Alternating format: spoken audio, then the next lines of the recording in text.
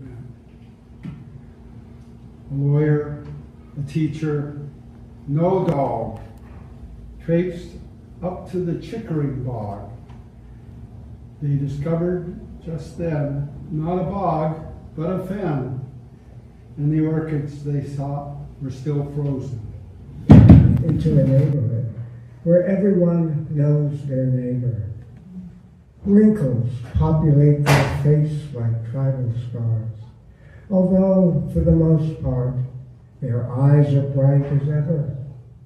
They're friendly and very talkative. Still learning their language, I say little. I smile, make an occasional commiserative grimace, mime all the expected gestures that come with words. They, in turn, seem patient, attentive to my clucks and shrugs, as if they know in the end validation courses through my veins, accepting them as they are, despite my hesitance to voice my thoughts. Evening comes, the daily chatter ends, and everyone retreats inside, counting in silence the days that are left. I am still learning their mating habits. Their progeny is no longer their purpose, learning the attitudes towards their now grown young and those little people with large eyes who curl into their laps like folded hands. You're kind of a being, and you're kind of being like the coots who just flew off the beaver pond in search of kinder ones than my kind, or the kind sun in the hands of the cool wind, like the matted field freshly sowed, the snow reduced to patches, kindles a blaze of kindness to soothe an angry winter, slamming its tail. There's a reason word and bird rhyme, and that hope is the thing with feathers, and that consciousness always flies outside our bodies, because peace is attainable this way. Birds flying out of our human form like bees emerging from a hive. Birds that are really words of love and peace and hope, and we can send them, cast them out of our conscious mind, where they can fly, reach the streets, and change the world. Turn away from terror television. Burn your microwave out back while the kids watch. Tune into what shines within you. Sing that song of yourself for no one else. Do this now to book a flight to your bliss. No need to go through security. Devils arriving are a good high sign. You've drunk a tincture of true love. Die of it, I dare you. Expire on the mountain beside the fountain of word birds and snow moon dancers. It won't hurt if you swallow more of it.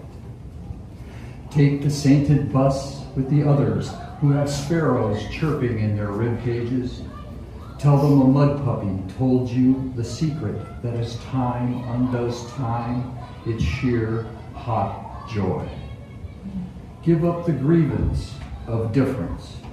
It only holds you back from adoring you, and you only, that each day invites to play in rapture the gold flute of love. Into new territory, a shared fear of rain, of darkness, of strangers, or heat, even the breath of a person nearby suddenly vilified and overwhelming. The first day's motions become a plodding, numbed checklist to complete over and over, needs triaged, guiltlessly added to a priority stack, letting survival guide instead of desire. Piled high with the useless past, a new calm takes over, one of heartbeats and dust, clockwork and timber, the eyes of a bird, the smell of bread. How many days, weeks, moments until memories bubble in aloud through the cracks when we stare at scraps, or later? A slow return to dreamlike brain patterns, surreal in their familiarity, but kept at bay for a time. The time to decide begins, a forked road, to restart the cycle until the next thing, because there will always be one. Boreal winds, I fear you. Boreal winds, I fear your coming and astounding power, like the humpback whale who waited under the boat on Orcas Island to ascend as our hearts pounded. A few days before Christmas, you came to attack with icy air and howling screams to fell the mighty pines that stand as sentinels surrounding our home. Above, where birds perch and sing from a wreath and crown of verdant green. Slicing through the forest, you destroy young maples and tender birches, battering and denting our metal car. We move back from the windows as your next wave approaches. Groaning and shuddering, the forest struggles. Branches lash out, cracking whips. Finally, the thunderous crack as you take the massive pine, shaking our core. Then silence.